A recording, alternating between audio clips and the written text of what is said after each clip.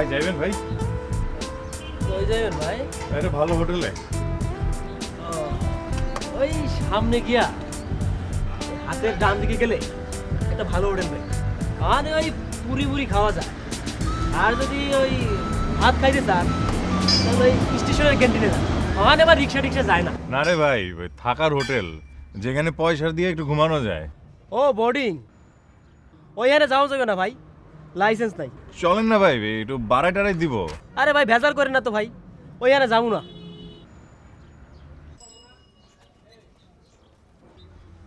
ভাই এখানে কোনো ভালো বোর্ডিং টোডিং আছে যেখানে টাকা দিয়ে ঘুমান যায়? আছে তো ভাই, নিরালা বোর্ডিং, সুফিয়া বোর্ডিং। কোনটা ভালো? নিরালা চলেন ভাই। 30 টাকা লাগবে ভাই। আরে সেইটা কোনো সমস্যা না, আপনাদের এখানে নতুন আসছি, একটু সম্মান টম্মান করবেন না? চলেন ভাই, ভালো একটা বোর্ডিংয়ে নিয়ে চলেন, 5 টাকা বাড়াই দেবো। আচ্ছা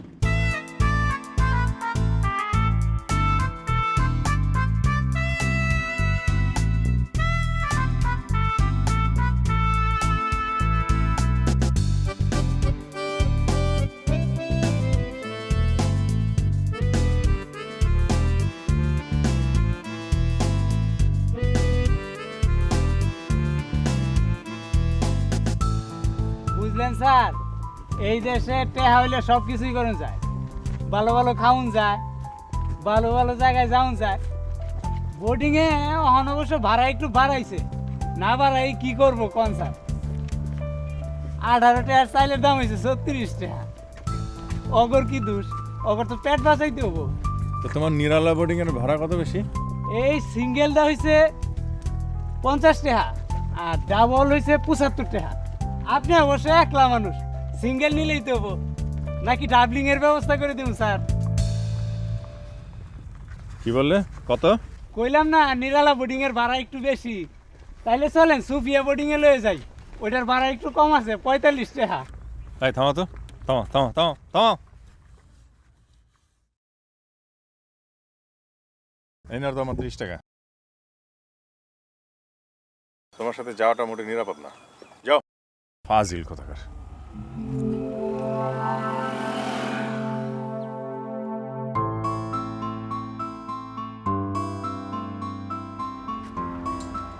এর চাইতে অনেক ভালো গাছতলায় থাকা, কিন্তু স্কুলটা কোথায়? এই যে ভাই, কি নাম কইলেন? শিহাব শাহিন, কোন পত্রিকার সাংবাদিক? দৈনিক প্রথম আলো। কতদিন ধরে? ওই ঢাকা ইউনিভার্সিটি থেকে মাস্টার্সটা কমপ্লিট করার পর থেকেই প্রথম আলোতে লিখছি। খুব ইচ্ছে ছিল ওই অন্ধদের নিয়ে বড় কোনো লেখা লেখার। বাংলাদেশের প্রায় অনেক অন্ধ প্রতিষ্ঠানগুলিতে গিয়েছি, সেটার উদ্দেশ্যে আপনার এখানে আসা। আপনি আনিসুল হক চিনেন? জি। আরে আমার ন্যাংটাগের দোস্ত। তাই নাকি? তাহলে তো আপনার হেল্প আমি পাবোই। সরি ভাই, আপনার এই ব্যাপারে কোনো সাহায্য করতে পারব না, আর আমাদের এখানকার রুলস রেগুলেশনে পড়ে না ভাই। আপনি একটা কাম করেন, সমাজ কল্যাণ অধিদপ্তর আছে না, ওখান থেকে একটা পারমিশন নিয়ে আসেন, তারপরে যদি আমরা একটা কিছু করা পারি। কিন্তু স্যার এত দূরে এসে। নো প্লিজ, কোনো আর্গুমেন্ট করেন না তো ভাই, আপনি জানতো আল্লাহর রাস্তায়, প্লিজ প্লিজ যান। আমার দোস্তের আপনি কইবেন আমার কথা, আপনার চাকরিটা দেখবেন পাকা ফাইনাল। কি কইবেন জানেন? আব্দুল বাতেন পাটোয়ারি, মন থাকবো?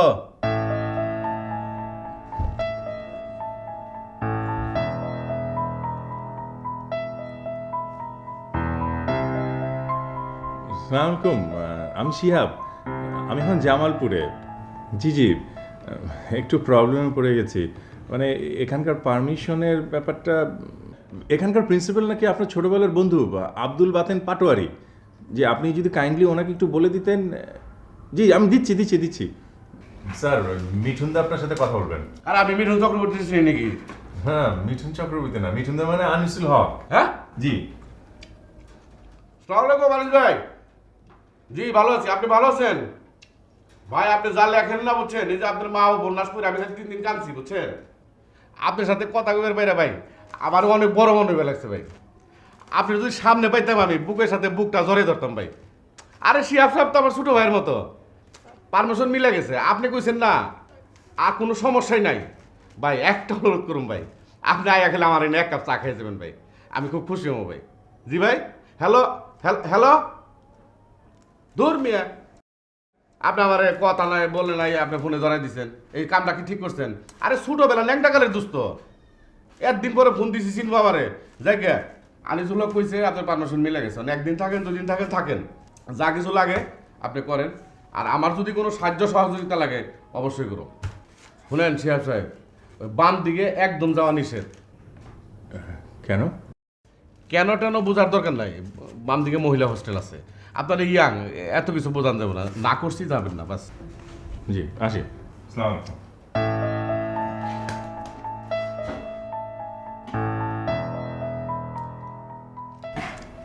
সর্বনাশ, কি সাংঘাতিক ব্যাপার। চিনি না হুনি না জানি না আনিস লোকের সাথে মিলাই দিল, আর একটু হলে তো ধরাই বেড়ে দিতাম। চাপাবাজির তো একটা শেষ আছে।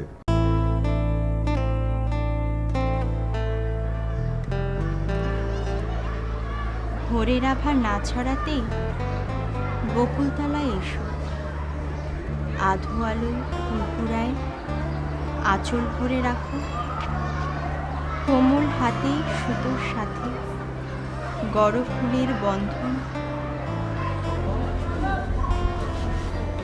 ভাবি কাকে বেশি ভালোবাসো, মালা নাই নন্দন?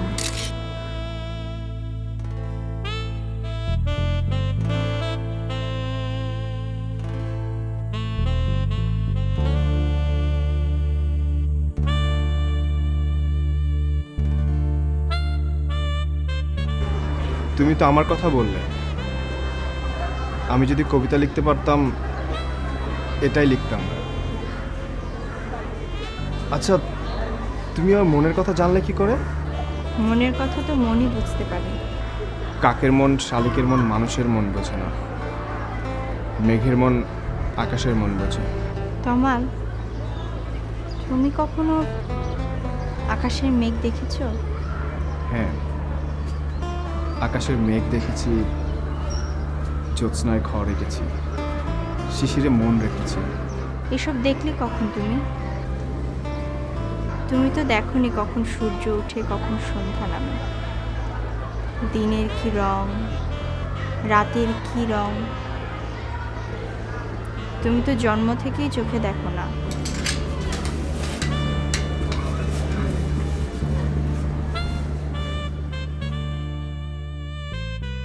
শারীরিকভাবে অসম্পূর্ণ মানুষ মুহূর্তের মধ্যেই তার প্রিয়জনের কাছে বোঝা হয়ে যায়। সারা জীবন এমন একটা বোঝা কে বয়ে বেড়াতে চায় বলুন? তবুও আচ্ছা, এখানে সবাই কি জন্মান্ধ? না, সবাই না, কেউ কেউ। আপনি? আমার গল্পটা একেবারেই গল্প। খুব ছোটবেলায় আম কুড়োনোর লোভে সারা রাত জেগেছিলাম। ভোরবেলায় ঝড় ওঠে, টিনের চালে টুপটুপ করে আম পড়ার শব্দ শুনে লোভ সামলাতে পারিনি। আমি আর আমার খালাতো বোন দরজা খুলে চুপি চুপি বাইরে বেরিয়ে পড়ি। আম কুড়োতে কুড়োতে একসময় হঠাৎ বালি এসে আমার চোখ ভরে যায়। বুঝতে না পেরে চোখটা রোগড়ে দিই।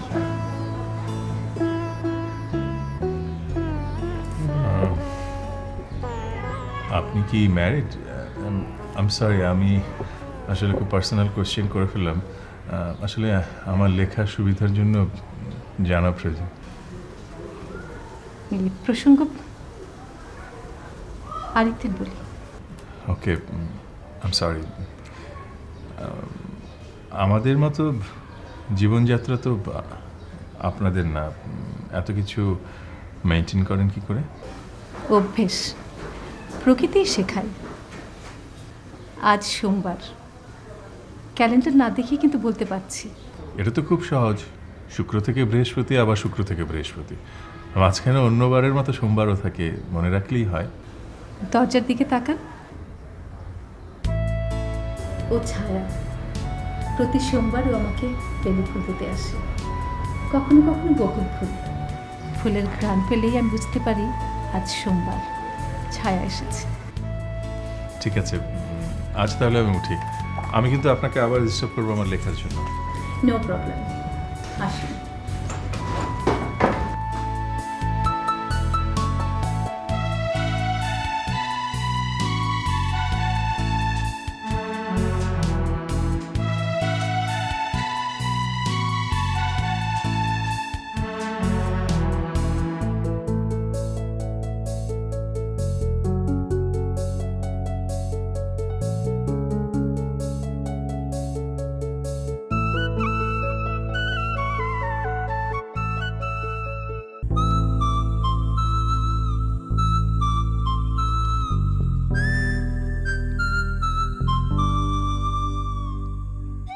মনে করো আমাদের সামনে বিশাল বড় একটা জমিদার বাড়ি, শান বাঁধানো পুকুর ঘাট। সেই ঘাটে আমরা দুজন বসে আছি। আমি একটা ঢিল ছুঁড়ে মারলাম পুকুরে। পুকুরের পানিটা সূর্যের আলোয় চিকচিক করতে শুরু করলো। হাসছো কেন? ঢিল ছুলে না হয় শব্দ শুনতে পাবে, কিন্তু দেখবে কেমন করে? সেখানে রোদের আলো চিকচিক করছে না পূর্ণিমার চাঁদের আলো? ম্যাডামের মুখে কত শুনেছি তার ছোটবেলার কথা, অনেক স্মৃতি। আমরা তো স্বপ্নটা দেখতে পারি, তাই না? স্বপ্ন দেখতে তো দোষ নেই। ধরো এই পানি থেকে তুমি আমি ডুব দিয়ে উঠলাম, ওটা পরে সবই দেখতে পাচ্ছি। তুমি হলো পরিদেশের রাজকন্যা আর আমি হলো রাজপুত্র। এমনও তো হতে পারে যে আমরা এই পুকুরে ডুব দিয়ে উঠলাম, সাথে সাথে দেখতে পেলাম তুমি হচ্ছে ভূত, আমি হচ্ছি পেতনি।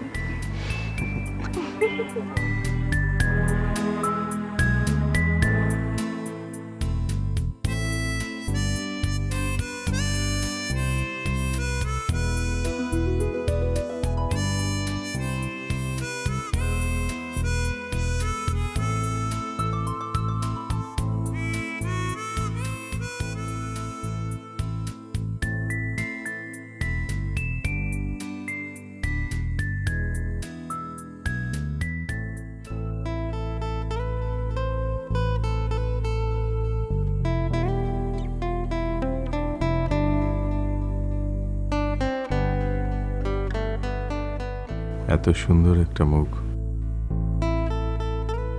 অথচ সে জানে না সে কতটা সুন্দর।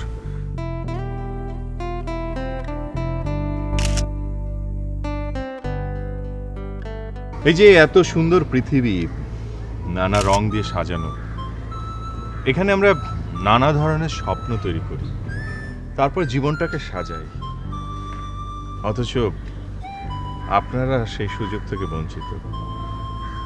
এই কষ্টটাকে আপনারা কিভাবে দেখেন?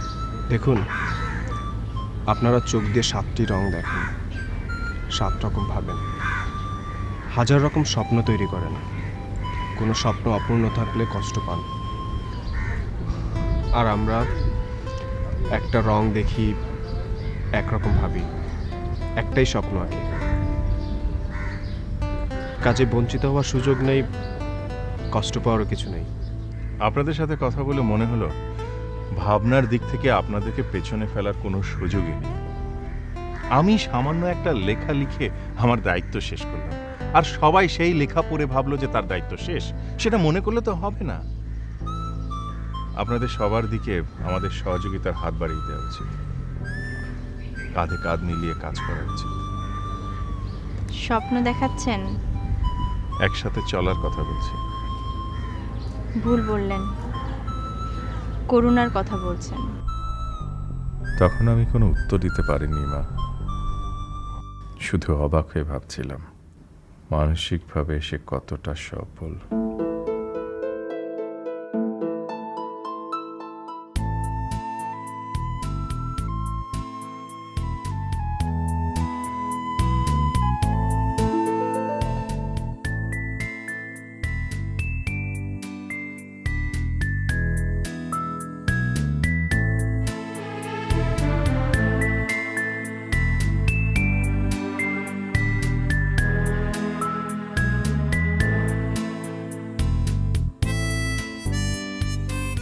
আসলে চোখের দৃষ্টিহীনতায় প্রতিবন্ধকতা না, মনের দৃষ্টিহীনতায় প্রতিবন্ধকতা, তাই মেয়েটি মানসিকভাবে এতটা সবল।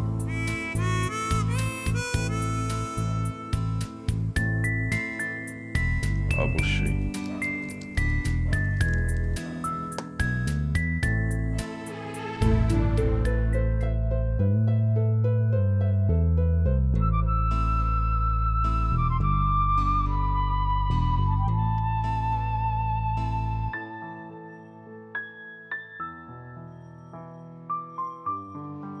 কে? আমি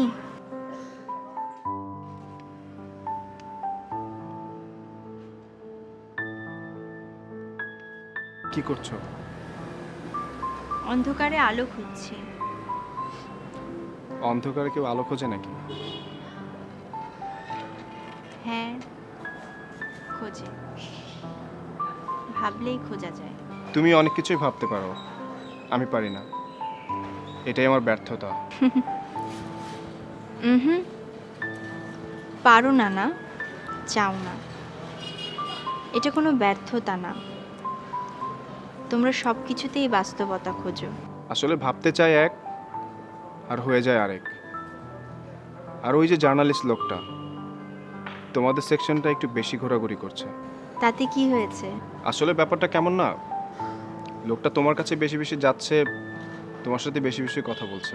তারা জার্নালিস্ট, যার কাছে বেশি কথা পাবে তার কাছে তত বেশি যাবে। তার মানে কি আমার কাছে জানার মতো কোনো কথা নেই? না না, বিষয়টা অন্য কিছু। এসব উল্টাপাল্টা কথা ভাবো কেন? ভালো কিছু ভাবতে পারো না?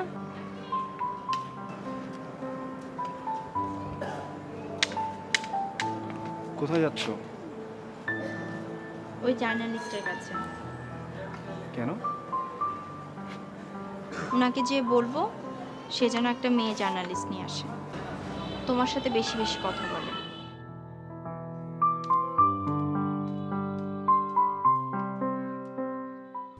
শোনেন, আনিসুল হক আজকের অবস্থানে আসার পিছনে আমার কতখানি ভূমিকা সেটা আপনি জানেন জানেন না? কীরকম? কয়টা ঘটনা কম আমি যদি কই বুঝছেন, আপনি কই না শেষ করা পারবেন না, লেগেও ফুরিয়ে পারবেন না। অতগুলো ঘটনা শোনানোর দরকার নেই, আপাতত একটাই শোনান। শুনবা যখন চান তাহলে একটা ঘটনা আপনাকে কই, ছোট্ট একটা ঘটনা কই। ক্লাস 3-তে যখন পড়ি, ফাইনাল পরীক্ষা, দুজন পরীক্ষা দেবে রওনা দিছি। হঠাৎ করে নামলো বৃষ্টি, খালি বৃষ্টি না, সাথে যে ঠাটা ঠাস ঠাস ঠাস ঠাস। আনিসুল হক আবার একটু ভীত ছিল, ডরে আমার মাথা নেচে পলাইছে। যাই হোক, পরীক্ষা তো শুরু হয়ে যাবো টাইম মতো, টাইনে হেসটা বের করলাম, বুঝিয়ে শুনে লয়ে গেলাম হলে। পরীক্ষা তো দিল, রেজাল্টও দিল। আনিসুল হক হইল ফার্স্ট, আমি হইলাম 27। আপনি যদি কাইন্ডলি স্টুডেন্টদেরকে একসাথে জড়ো করে আমার কিছু কথা বলার সুযোগ দিতেন, তাহলে আমার লেখার খুব উপকার হতো আর কি। ধর, এটা কোনো ব্যাপার হইলো? 1-2-র মধ্যে সব ব্যবস্থা করে দেবো, আপনি যা খুশি তাই করবেন, যতক্ষণ খুশি থাকবেন। আপনি এক কাম করেন, আনিসুল হকের নাম্বারটা আমার দেন তো। আরে বন্ধু বান্ধব মানুষ না, কত কথাবার্তা থাকতে পারে না, সব কথা তো আপনার সামনে আমি কইতে পারিনি, বুঝলেন নাই?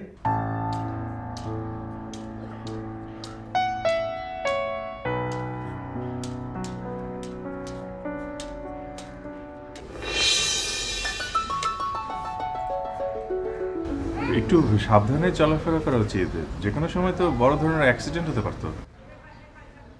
সরি, আসলে এই পথটা আমার খুব চেনা, আজ কেন অসাবধান হলাম বুঝতে পারছি না। মনে হয় আমার পায়ের নিচে কিছু পড়েছে।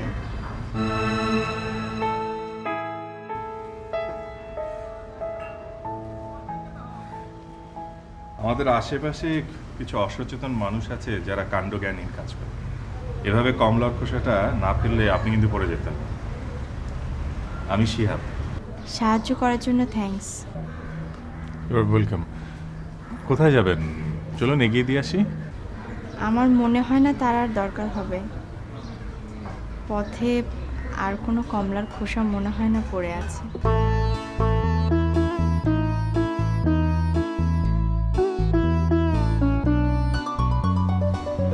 শুনুন,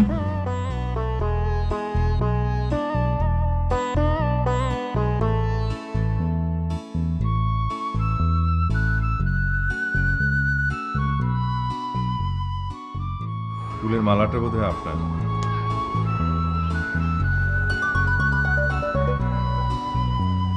ও বেলি ফুল বোধহয় আপনার খুব পছন্দের। গতকালও দেখলাম, আজও।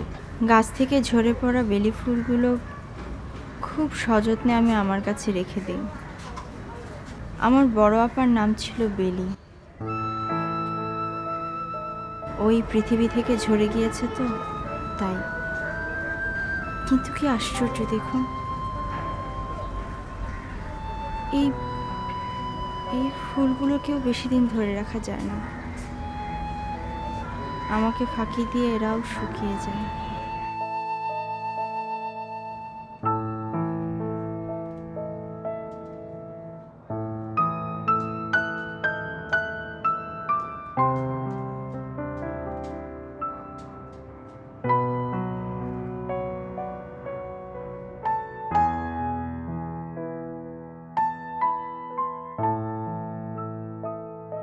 কাল খুব ভোরে বকুলতলায় গিয়ে সমস্ত ফুল কুড়াবো। ছায়া যখন গিয়ে একটি ফুলও পাবে না, ওর খুব মন খারাপ হবে। আর ঠিক তখনই ওর আঁচলে সব ফুলগুলো দিয়ে বলবো, ভালোবাসি ভালোবাসি ভালোবাসি। হাসছিস কেন? তুই তো অন্ধ, ফুল খুঁজে পাবি কেমন করে? ছায়া যেমন করে পায়। ও তো প্রতিদিন কুড়াতে কুড়াতে অভ্যস্ত। তুই কুড়াতে যাবি ফুল, হাতে দেখবি ঘাস। তার চাইতে সরাসরি বলাই ভালো। প্রথম জীবনের প্রথম প্রেমের প্রথম কথা একটু নাটক করে বলতে চাইলাম, দূর।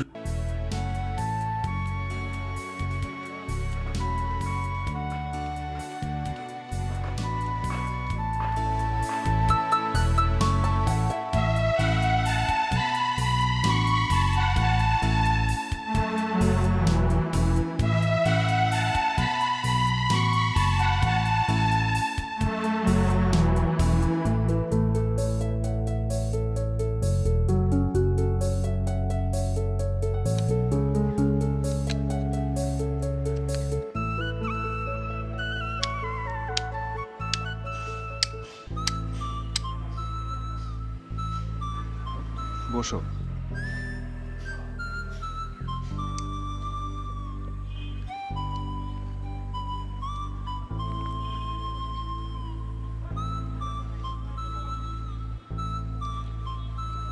একটা কবিতা শোনাবে? এই তোমার জরুরি কথা? ভালো লাগার মানুষকে কিছু বলতে মন চাইলে সেটাই জরুরি। এখন কবিতা শোনানোর মুড নেই যে। তাহলে আমি একটা শোনাই। তুমি কবিতা লিখেছো? ঠিক তা না, একটা ছেলের মনের কথা। সব কবিতার মনের কথাই লেখে। হঠাৎ করে বলতে চাই, যাকে খুঁজি যদি তাকে পাই, বলবো তারে মনের কথা। ভালোবাসি ভালোবাসি তারে, যা বলে বলুক লোকে, এই পৃথিবী হাসবে সুখে। ভালোবাসা পেলে মুছে যাবে সব দুঃখ যন্ত্রণা আর ব্যথা। কি হয়েছে কিছু? শুরু তো হলো, হবে ধীরে ধীরে। আমি তোমাকে নিয়ে ঘর বাঁধতে চাই, স্বপ্ন দেখতে চাই তোমার মতো করে। হাতে হাত রাখো। কি রাখবে না আমার হাতে হাত? কই, আমি তো তোমার হাত দেখতে পাচ্ছি না। তাহলে মুখে বলো। কি কিছু বলছো না যে? এত তাড়াহুড়া কিসের? ভাবার সময়টা অন্তত দাও। ভাবো, কিন্তু ভাবনাটা যেন হ্যাঁ হয়। আমি যাই।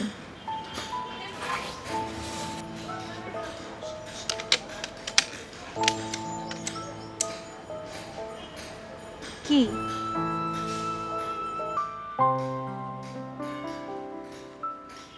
ভাবতে ভালো লাগছে। কি ভাবতে ভালো লাগছে? তুমি আমার কথা ভাববে।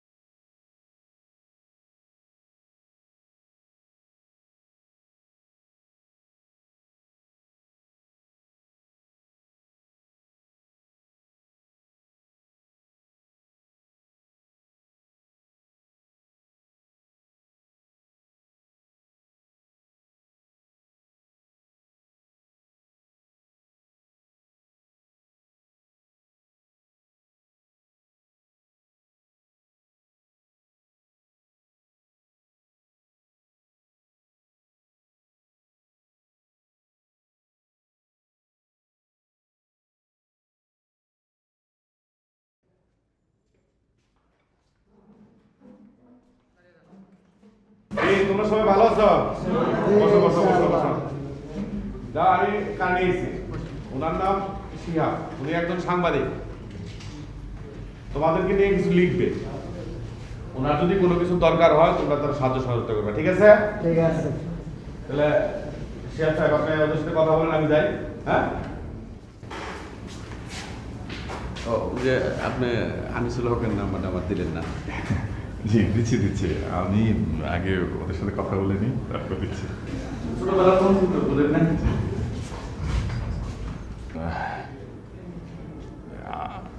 আপনাদের সাথে কথা বলার আগে আগে আমি আমার নিজের সম্পর্কে কিছু বলি। আমি ঢাকা ইউনিভার্সিটিতে সাংবাদিকতার উপর মাস্টার্স পাশ করার পর একটা দৈনিক পত্রিকাতে বেশ কিছুদিন ধরে কাজ করছি। আমার বাবা মা কানাডাতে সেটেল, সেই সুবাদে কানাডাতে আমার সিটিজেনশিপটাও প্রায় নিশ্চিত। আমি যখন বুঝতে পারলাম আমাকে চলে যেতে হবে, তখন আমার মনে হলো যে এতদিন আমি এই সাংবাদিকতার উপর পড়াশোনা করে আমার কী লাভ হলো। সেই ভাবনা থেকে আমি সিদ্ধান্ত নিলাম যে আমি এমন একটা বিষয়ের উপর লিখব যা পাঠকদেরকে কিছুটা সময়ের জন্য হলো ভাবনায় ফেলে দেবে। সেজন্য কিন্তু আপনাদের কাছে আমার আশা। আমি অনেক জায়গায় আপনাদের মতো মানুষদের কাছে গিয়েছি, তাদের সাথে কথা বলে আমার মনে হয়েছে যে আমার এই ভাবনাটা এখানে শেষ না করে শুধু কানাডাতে গিয়েও আমি দৃষ্টি প্রতিবন্ধীদের সাথে কাজ করব। তাতে করে সেখানকার অনেক ডোনার এজেন্সির সাথে আমার যোগাযোগ হবে এবং আমার বিশ্বাস তারা আমাদেরকে সাহায্য করবে। আপনারা নিজেদেরকে অসহায় না ভেবে এই অন্ধকার পৃথিবীতে এমন একটি দৃষ্টান্ত স্থাপন করুন যাতে কেউ আপনাদেরকে কোনোদিন করুণা না করে। আমি বিশ্বাস করি আপনাদের নিজেদের একটা নিজস্ব ভুবন আছে, সেখানে নানা রঙের স্বপ্ন আছে। আমি বিশ্বাস করি জীবন অনেকটা ফুলের মালার মতো, এক একটা দিন এক একটা ফুলের মতো। আমরা যেমন এক একটা ফুল গেঁথে একটি মালা তৈরি করি, ঠিক সেরকমভাবে একটি একটি করে দিন যোগ হয়ে একটি পরিপূর্ণ জীবন তৈরি হয়। একসময় হয়তো সেই ফুলগুলি শুকিয়ে যায়, মালাগুলো নষ্ট হয়ে যায়, তার জন্য আমাদের একটু কষ্ট বোধ হয়। তাই বলে ওই দুঃখটাকে সারা জীবন বুকে চেপে না রেখে আরেকটা মালা গাঁথা শুরু করলে দেখবেন জীবনটাকে একটা নতুন কিছু মনে হবে, একটা নতুন স্বপ্ন তৈরি হবে।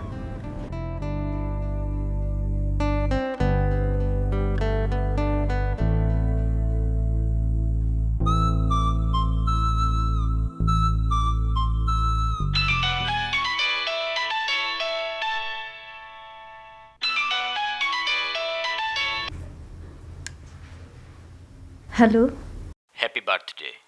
Happy birthday to you.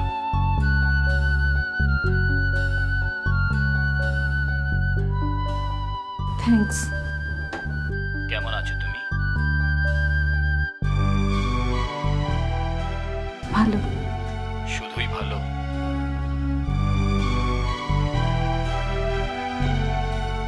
কাল সকালে আমার ক্লাস নিতে হবে, ঘুমানো দরকার। রাখছি। রেখো না প্লিজ, আর একটু কথা বলি। না,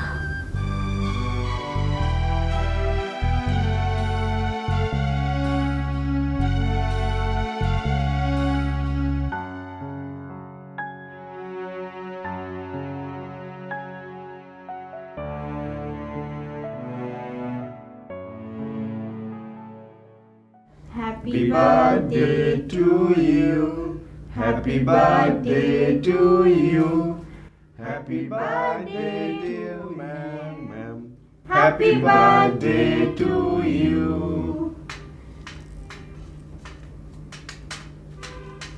Happy birthday dear Appa. Happy birthday to you. Thanks. Happy birthday. Thank you so much.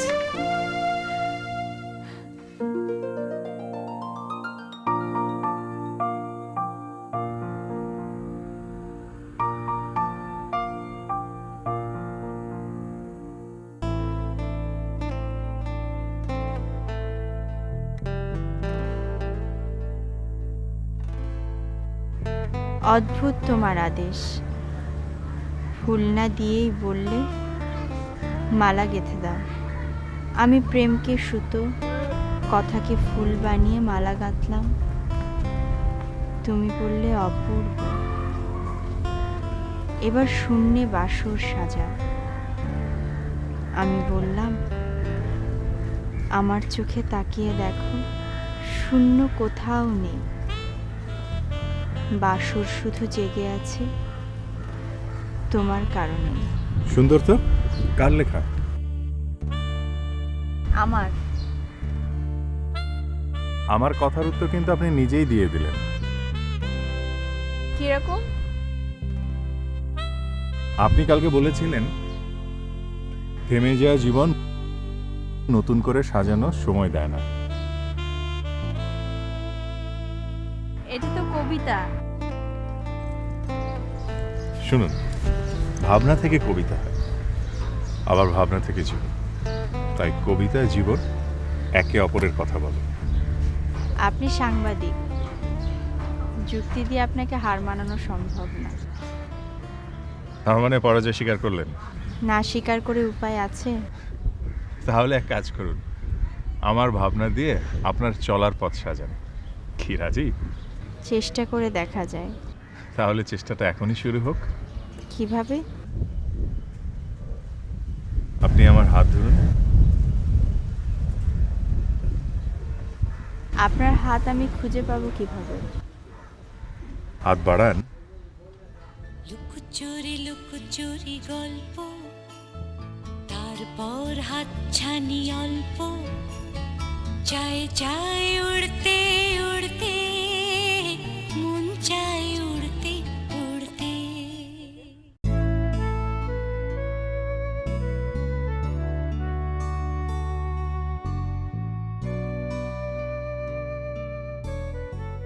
অন্ধকারে তলিয়ে থাকা জীবন আমার, যেটুকু আলো আমি খুঁজে পাই তাও কি হারাতে বসেছে আজ? ও কেন ওই জার্নালসের সাথে এত মেশে? ওকে নিষেধ করব না, না, তাতে আমার হীনমন্যতা প্রকাশ পাবে।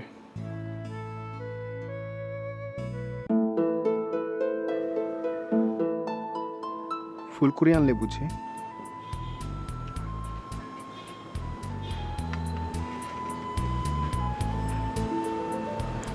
তুমি বোকা নাকি? ফুল ঝরে ভোর রাতে, এখন তো রাতের শুরু সবে। কোথায় পেলে? কে দিল? আচ্ছা তোমার কি হয়েছে বলো তো? কই কিছু না তো। বন্ধু বন্ধুর কাছে কিছু জানতে চাইতে পারবে না? আর তুমি তো জানোই এখানে আমি তেমন কারোর সাথে মিশি না। আমিও তো তাই। তুমি অনেক ভালো, এ কারণে তোমার সাথে মিশি, কথা বলি, তোমাকে অনেক আপন ভাবি। কিন্তু ইদানিং তোমাকে আর আপন ভাবতে ইচ্ছে করছে না। তুমি এখন যাও, আমি একটু একা থাকবো। আমিও থাকি। না, কেন? ইদানিং তোমার কথাবার্তাগুলো কেমন যেন মনে হচ্ছে। কিরকম? প্লিজ তুমি যাও।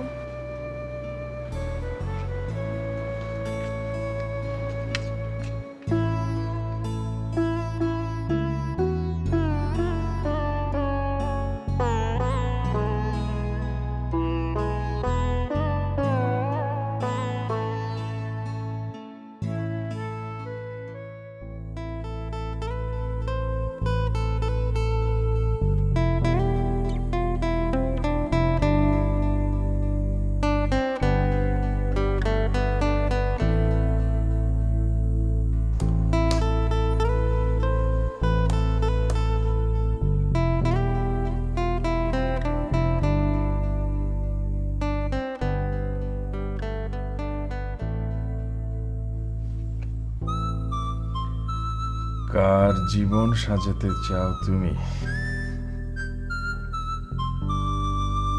ওর নাম ছায়া।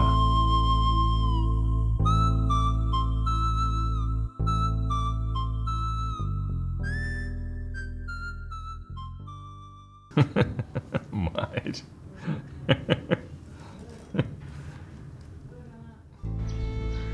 তারপর থেকে মা আমাকে একা একাই মানুষ করা শুরু করে। মায়ের একমাত্র অবলম্বন ছিলাম আমি, তাও আবার অন্ধ। মা আর আমি মামির বাসায় থাকতাম। খুব কষ্টে মা আমাকে মানুষ করত। আমার যখন 10 বছর বয়স, মা ওই পৃথিবী থেকে চলে যায়। মা মারা যাওয়ার পর মামি আমার দায়িত্ব নিতে রাজি হয় না।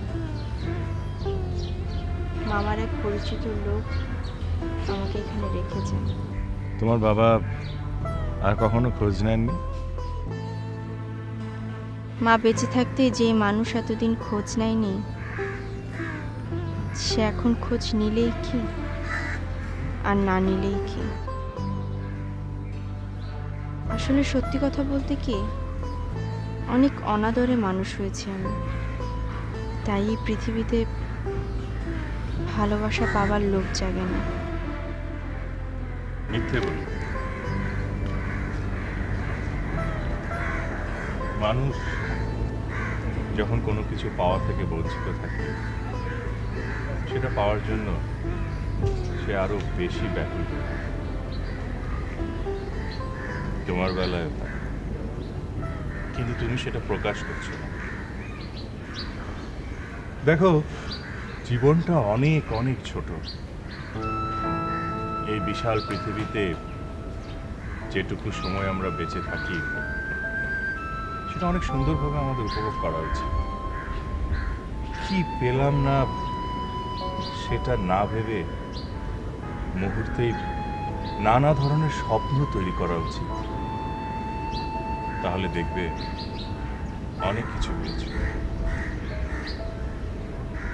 ছায়া, সব কিছু ভুলে গিয়ে চলো আমরা একটা সুন্দর স্বপ্নের পৃথিবী তৈরি করি, যেখানে থাকবে তুমি, আমি আর অসংখ্য স্বপ্ন। লোভ দেখাচ্ছেন? না, জীবন সাজাচ্ছি। হ্যাঁ, তুমি ভাবতে পারো হঠাৎ করে তোমাকে বেছে নিচ্ছি কেন। সত্যি কথা বলতে কি, মানুষের জীবন সঙ্গে এমন হওয়া উচিত যে জীবনে শুধু ভালোবাসবে, বিনিময়ে আর কিছু চাইবে না। তোমাকে দেখে আমার তাই মনে হচ্ছে, তুমি তাদেরই একজন। আমার মাও তাই মনে করে। বলো, তুমি বাসবে? অনেক কঠিন সিদ্ধান্তের সম্মুখীন করে ফেললেন। এত সহজে এর জবাব দেওয়ার মতো ক্ষমতা আমার নাই। ভেবে দেখার জন্য কিছু সময় দাও।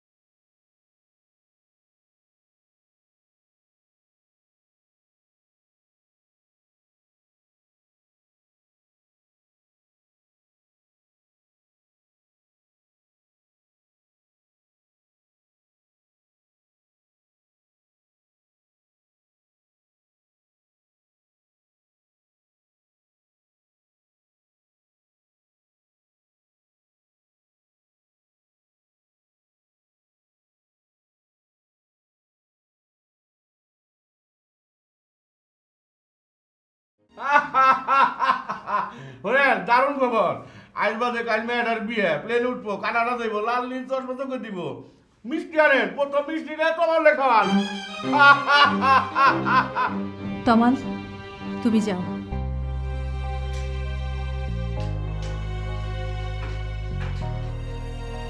ম্যাডাম, আরে হাসেন না কেন, হাসেন। হাসবেন কই থেকে এখন?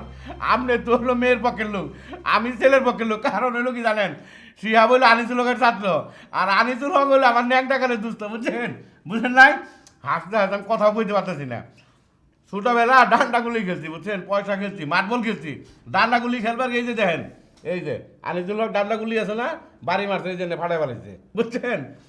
ক্যাম্পাসে মিষ্টি বাটেন, মিষ্টি আনেন, মাইক বাজান, ডুল বাজান, এই হলো প্রথম বিয়ে ক্যাম্পাসে। হাসেন। আরে হাসেন না কেন ম্যাডাম? স্যার, আমি উঠি।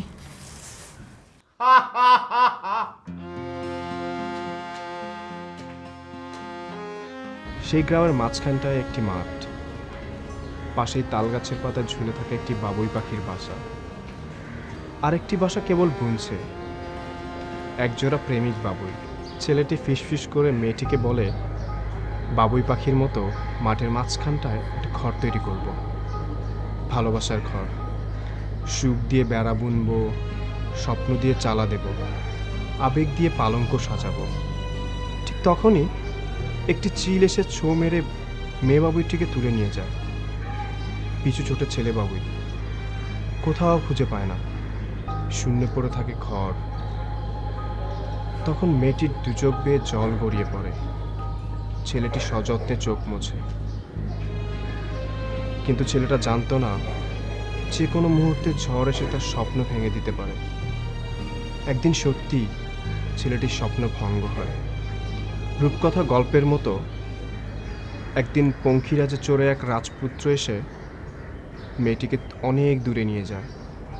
দিগন্ত জোড়া শূন্য মাঠ, একা দাঁড়িয়ে থাকে ছেলেটি। আচ্ছা বলেন তো ম্যাম, কি দরকার ছিল রাজপুত্রের রাখাল কন্যাটিকে ভালোবাসা? ছেলেটি কে? তুমি? না, কোনো এক রাখাল যে শূন্য ঘরে সুখ খোঁজে।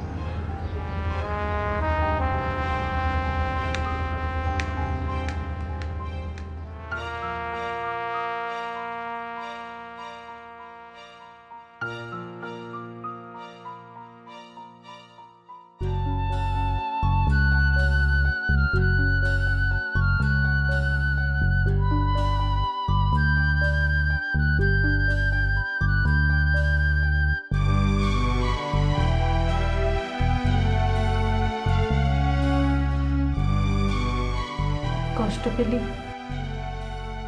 এটা তো খুব সামান্য। তুই যে পথে এগোচ্ছিস সে পথ এর চাইতে অনেক কঠিন, অনেক বেশি কষ্টকর।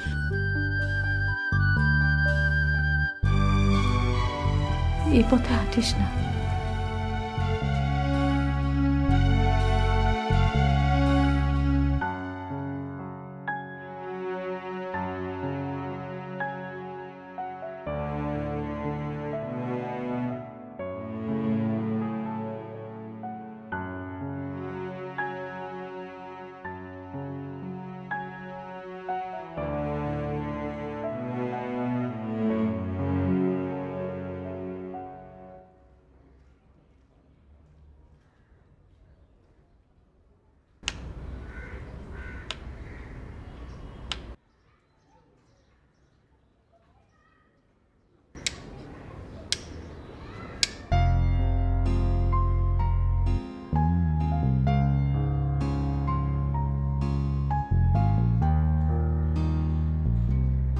আজ আমার মন ভালো নেই,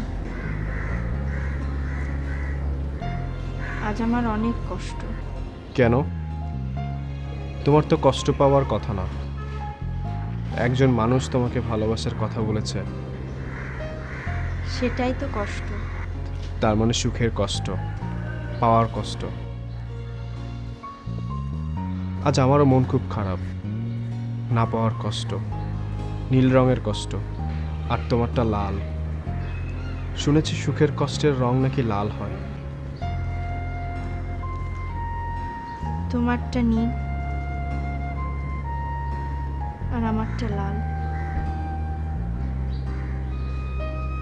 সে যেই রঙই হোক না কেন, কষ্ট কষ্টই।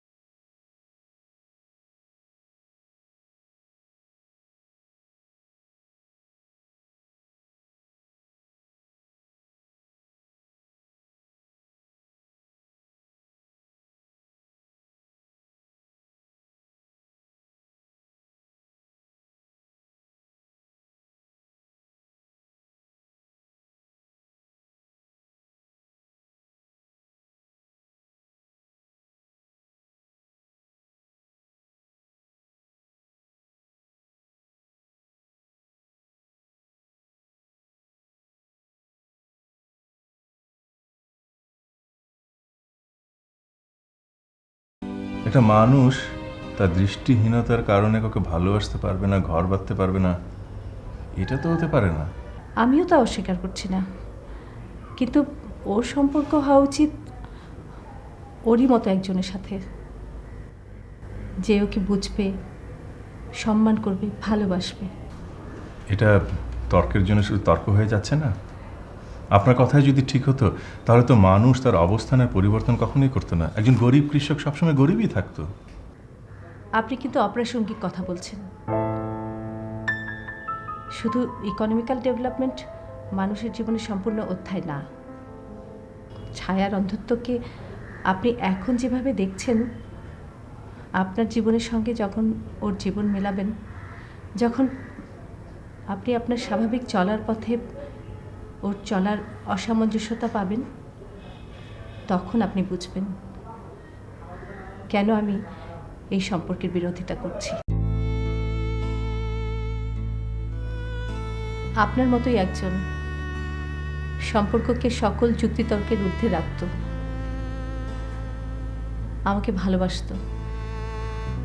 ঘর বাঁধার স্বপ্ন দেখতে দেখতে একদিন আমাকে নিয়ে যায় ওদের বাড়িতে। আমাদের বিয়ে হয়। বাসর রাত পেরিয়ে পরদিন সকালে কাপ ভাঙার শব্দে ওর ঘুম ভাঙল। অসহায় মৌমিতা স্বামীকে এক কাপ চা বানিয়ে খাওয়াতে পারল না। আসলে ভালোবাসার মোহ বাস্তবতাকে কিছুদিন আড়াল করে রাখে, কিন্তু তার মোহ কেটে গেলে ভালোবাসার সমাপ্তি ঘটে। আপনি যার কথা বললেন তার ভালোবাসা পূর্ণতা ছিল না, তাই আপনারা দুজনেই দুই প্রান্তে। সে শুধু প্রেমিকই ছিল, একজন ভালো বন্ধু ছিল না। আমি ওর প্রেমিক হব, বন্ধু হব। আমার পরিবার ওকে উপযুক্ত সম্মান দিয়ে এখান থেকে নিয়ে যাবে।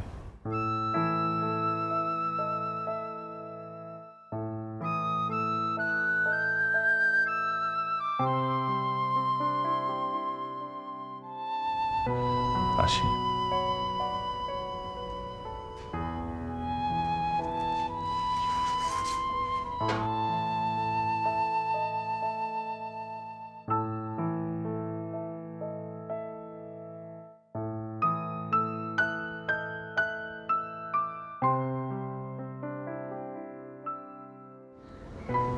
অন্ধকারের মধ্যে আমরা একটা বাগান সাজিয়েছি,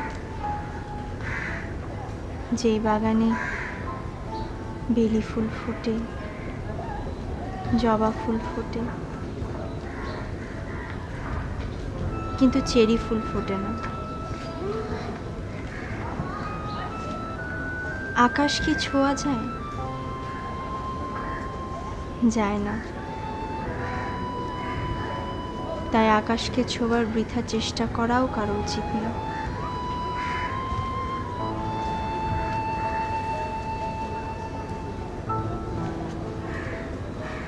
আমার পৃথিবী আমার মতো। আমার মনের মধ্যে কখনো মেঘ, কখনো রৌদ্র।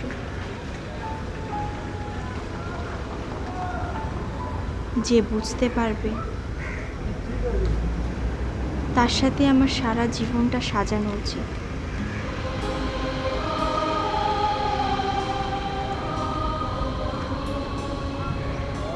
আপার জীবনে মেঘের মতো হয়ে আসা সত্যটুকু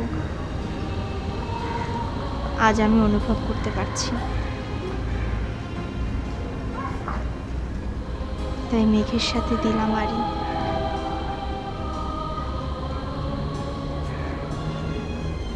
মেঘের সাথে আড়ি।